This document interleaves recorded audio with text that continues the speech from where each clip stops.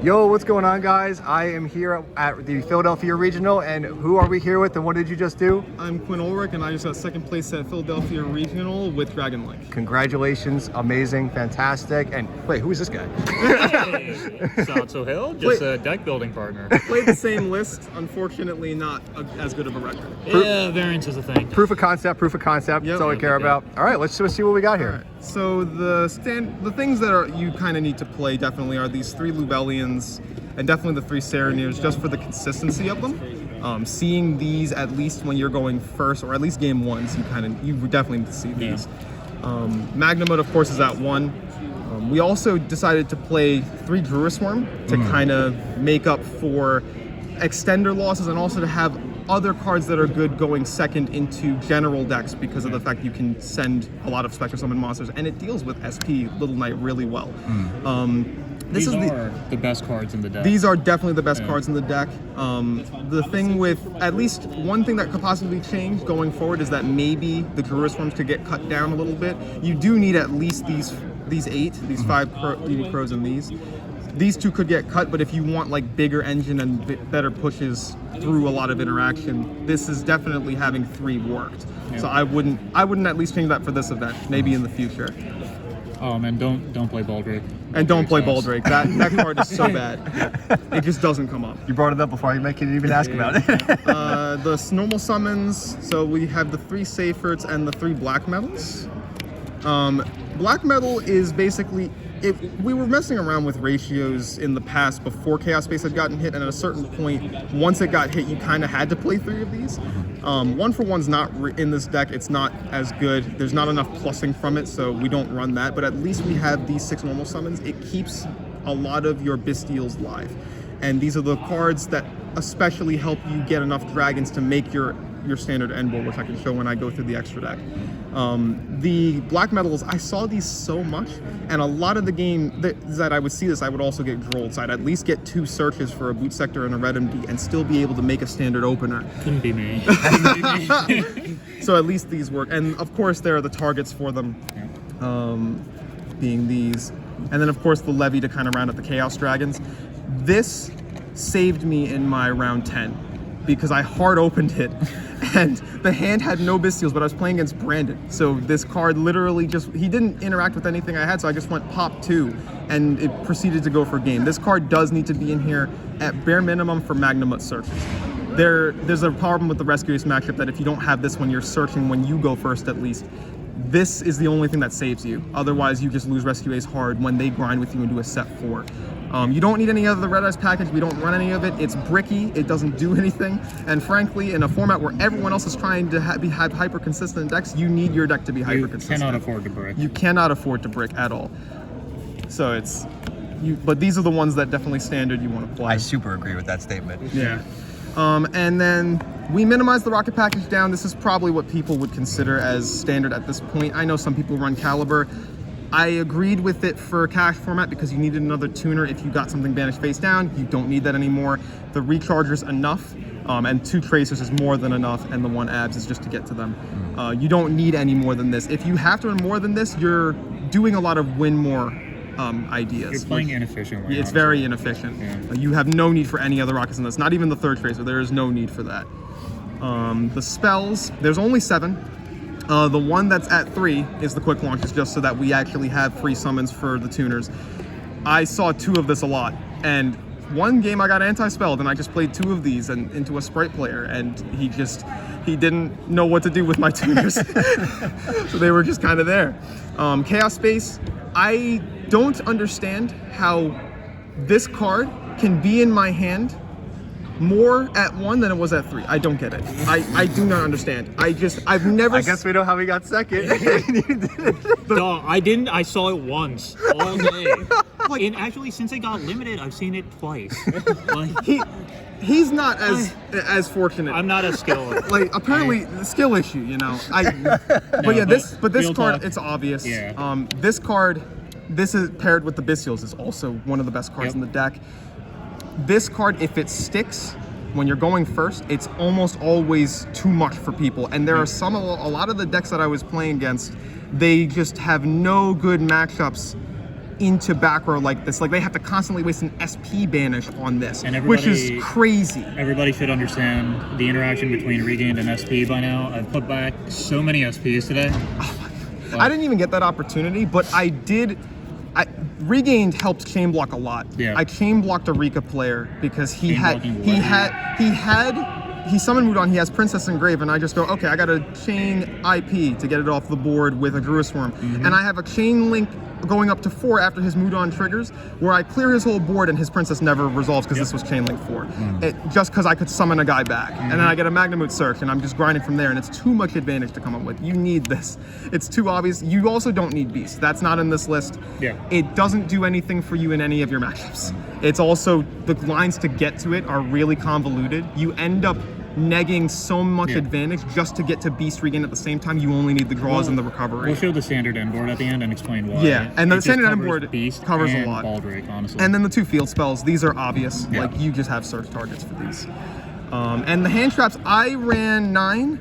It was just Ash, Valor, Imperm. So Ash and Imperm are kind of obvious.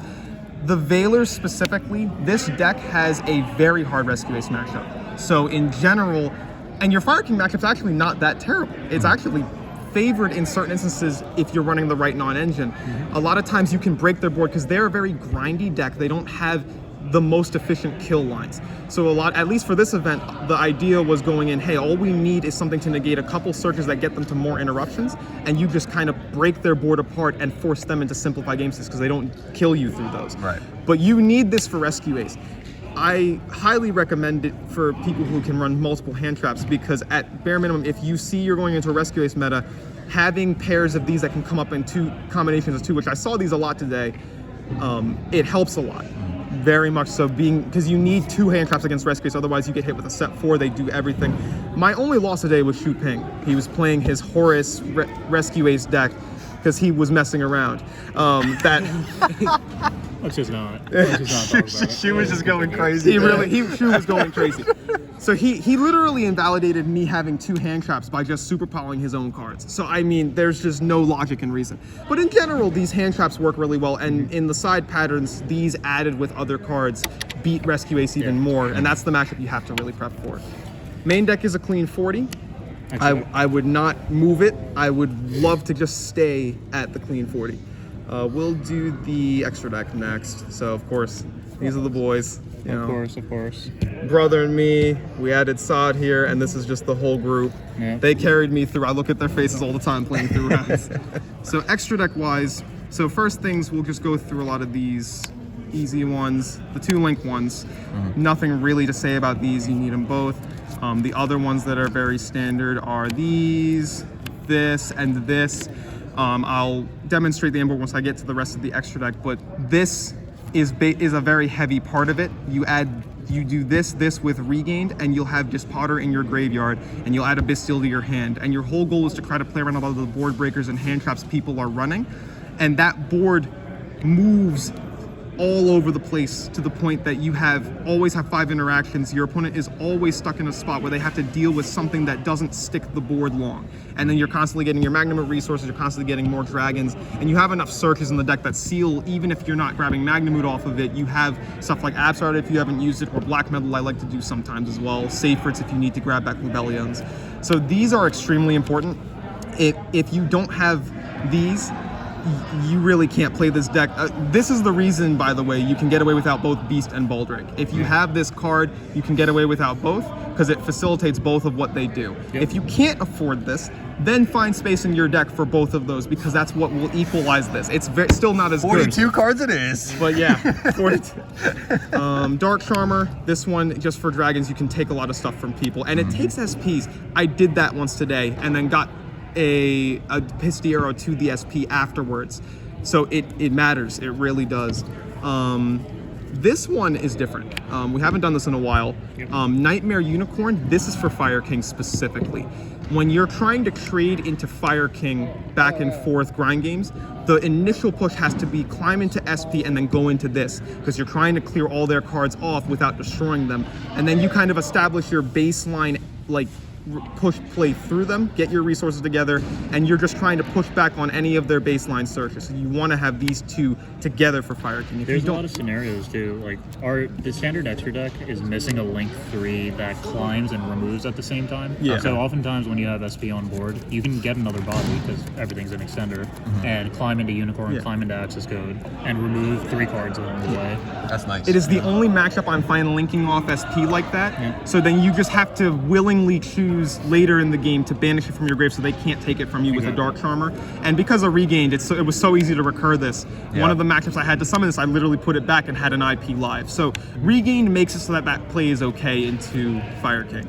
Regained is so broken. Oh my god, it is so good. Every aspect. This one is literally facilitating Pistiero lines. It happens so much when you have enough resources you want to get all the resources available for follow-up because you want as much gas as possible turn 3. When you need to go for a Pisti line, it's here. Access Code, I actually made this a lot today.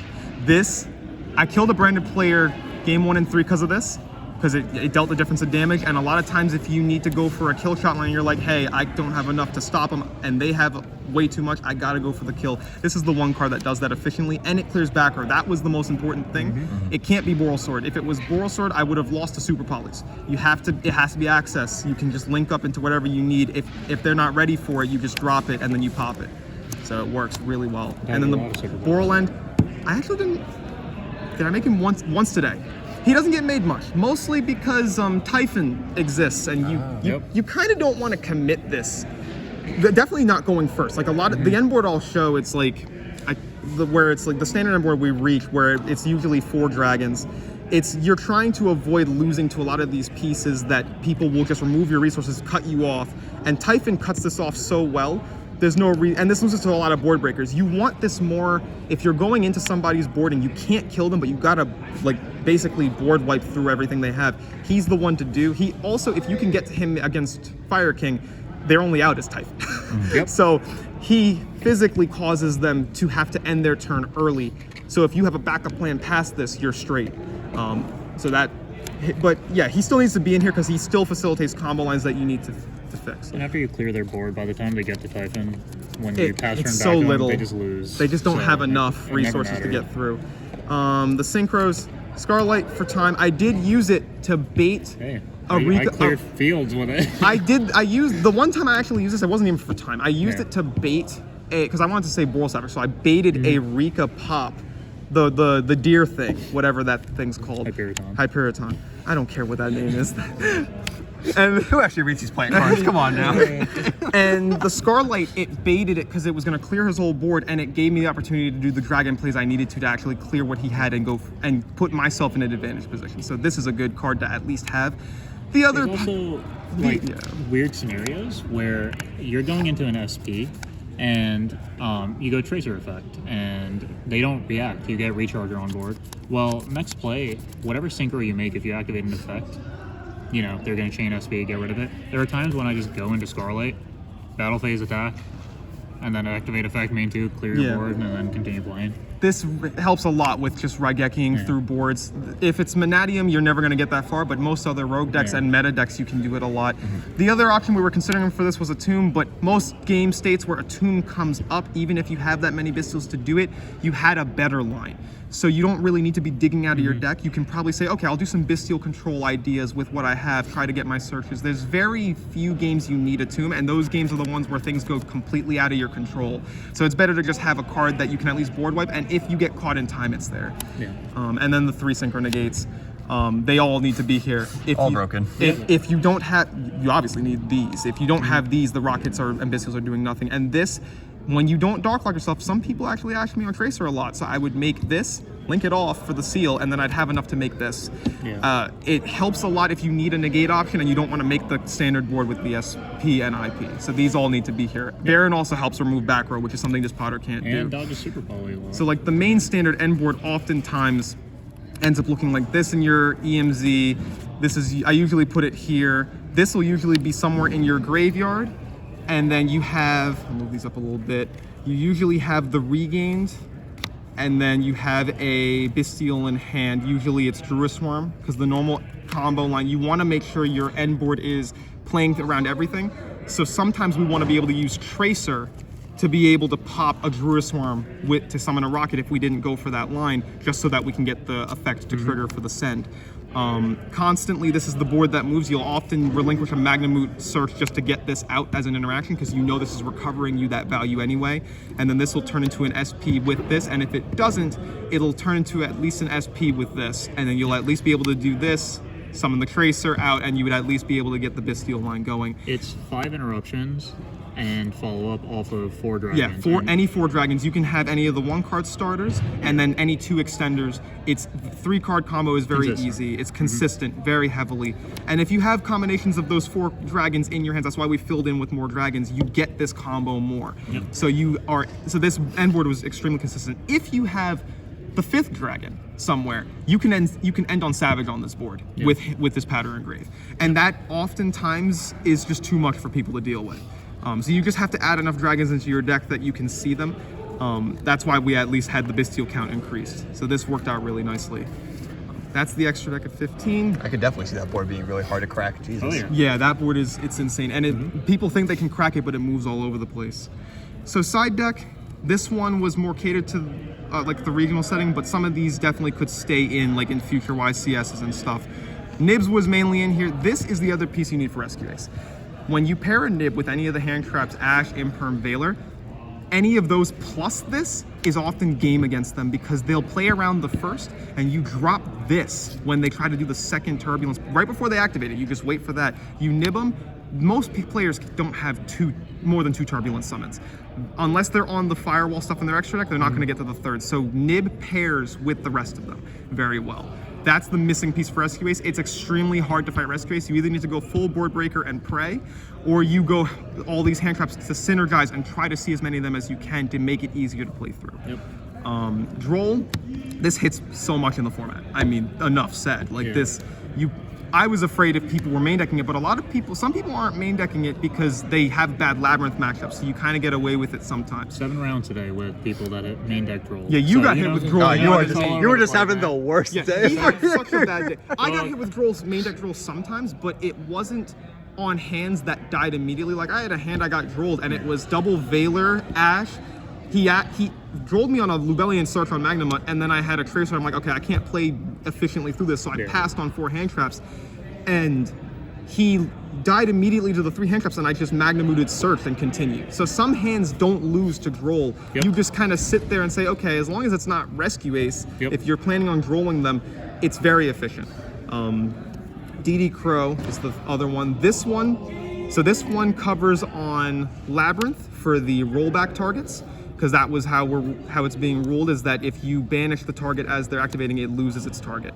So this is very good onto the rollback, and it also doubles if you ever remove their ladies, you can get them out of play immediately. This also works on Big Welcome, because that Compulse is annoying to deal with. So if you can get that out of the grave, it's amazing. It's better than trying to just stop a Big Welcome from summoning. Sometimes you want other options to navigate the game state.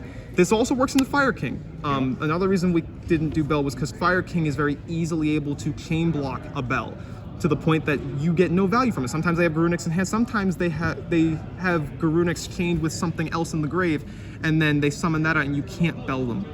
But Crow immediately gets this out of the grave if it's there. So if it's in the grave, you at least have this. If Garunix is in the hand, then Crow is not doing a ton, but at least maybe you can, if they have less targets in their grave, Crow can banish whatever little target they have. A lot of their plays begin once they get Kieran into hand.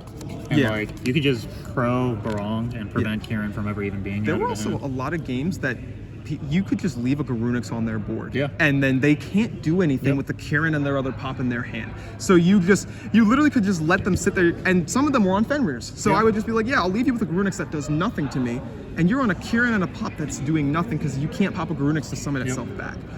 This is also going to be more important when Princess comes out. So even in the future, this is better than Bell, solely because now you can banish the Princess so it can't pop. Lots of Centurion today too, so it's just another card. If you want to prevent stop the calamity FTK from loss. Centurion, it's also good for them as well. This is the last piece that kind of rounds out either Labyrinth, Fire King, or Rescue Ace. This card overperformed. I cannot tell you, this is just better than Fenrir going second in a lot of scenarios when you're trying to deal with back row. a lot of the Fire King decks, they just set a bunch of cards. Yeah, you can banish some of their face-ups face down, but you need to hit the back row that's set. And this card also checks SP. Better than Fenrir. So because you immediately get to chain to either an IP or an SP when it's trying to do something. I sided this in so much against Fire King, so much against a lot of the other decks that I played. These two immediately changes how you can go into a lot of these mid-range decks. Duster is just Duster. This is usually these 6 are going to be for Fire King. You'll probably mix like an assortment of like 2 Panks, because usually what you'll do is you'll side out like 2 Saronir going second for like these 2 in the certain decks that it's good against, and then you'll put in like a pair of hand traps if it's not like a specific meta one. So if it's Rogue, Pank goes in a lot. When it's Rescue Ace, you got to take out another Bestial usually for a Feather Duster, just so that you have another blowout on their back row. The thing you care about more is technically Preventer and SP, which is why Pank is better, because it deals with both. But you still have this in case you need it. And then the last thing, we don't like cats. I'm sorry. Like that was not the last card I was expecting. I didn't face any of them today, but it is I played at YCS Richmond without this, and my complaint about not having it is that if you have any other outs for Pearly, they can always hard make a Noir. They can always get themselves in a position where most of your books don't matter, most of your other interruptions don't matter, they can still get draws, or they can still get into good positions to interact with you. This beats the draws, and it beats a hard made Noir, because you detach the materials. They get a cat back, they get 3 cards back. Sure, they didn't get 3 draws. They got 3 cards back that you know they have that don't do anything. You're killing them that turn. It is an FTK against them. So this plus DD Crow is what we side for them. And it's more than enough. DD Crow does so much work for no reason. It really does. Like, you DD Crow a Pearly player on the Black Cat target, and they start scrambling for card advantage. I've never seen cats like with tails fluffed more. I have. They get it's like getting water thrown on them. It really is. And sometimes for cats, if you know they're on it, like they side floods. So sometimes even Pank goes in with these. You take out certain cards in the main deck that Bestials usually get a big hit on that matchup, because they're not in the grave often. They don't have cats in the grave often, but you need cards that deal with floods. So it's good to have these 2. You don't need to go overkill on Duster. Pank at least deals with a Noir once it's effectable. So it has a dual usage there if that ever occurs. And if they try to move this, you've baited a Noir trigger and then popped a card that they had. So right then and there, it's like you have enough side pieces to get you to where you need to be. In the future, there's a consideration, depending on what deck is more popular, to main deck things like Droll. It's going to be between that or Valor, and then if we move Valor out, it might be sided something different. But for the most part, like, Droll might move in if Fire King does better than a lot of the other decks. Today, though, Labyrinth did terrible, and Fire King didn't do much better. Rescue Ace was the better deck, so it was correct to have the list the way it was. But if you go into a metagame where you're going up against more Fire King, you probably want to main Droll. But if you hit any of the other 2, you don't want those cards in your main. So you have to really be careful what you pick. But overall, these side cards worked really well for the deck. All right, well, before we finish up, do you have any shout outs you guys want to give? Shout out to my girlfriend Emily for her support in all of this, for everything I gotta go through to prep and all this stuff. Shout out to Saad for working with me on the entire deck. We work on this all the time at events, so to have it finally reach a point of success is really nice. Shout out to my brother for whooping me at home and testing so that I can get better. Shout out to all the boys on Discord. Shout out to Phenomenal Games. And shout out to all the boys there. Just great, and all the people that were great here, honestly. The good duelists that I played against. And shout out to AU for running a good event, because honestly, they deal with all these crazy guys and girls, and it's like, what are you gonna do, you know? Of course, can't forget to shout out Jared, subscribe to the channel. And shout out to Jared for doing this deck profile so graciously. Appreciate it. So again, congratulations, honestly, to both of you for making this great deck, and amazing explanations for everything. And hopefully we'll see you guys do amazing at future events at the same time. Absolutely. So hope you guys enjoyed, and I'll see you in the next one. Bye, guys. See ya.